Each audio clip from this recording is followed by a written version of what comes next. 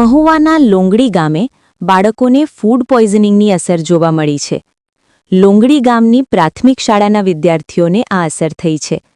ધોરણ 1 થી 8 સુધીના બાળકોમાં લક્ષણો જોવા મળ્યા છે. માહિતી મુજબ બપોરે પાઉંભાજી અને ફુલાવ ભાત ખાધા બાદ બાળકોની તબિયત બગડવા લાગી હતી.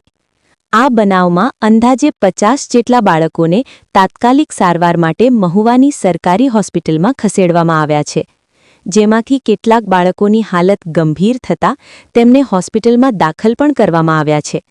સાથે સાથે લોંગડી ગામ ખાતે પણ કેટલાક બાળકોને સ્થળ પર જ સારવાર આપવામાં આવી રહી હોવાની માહિતી મળી રહી છે.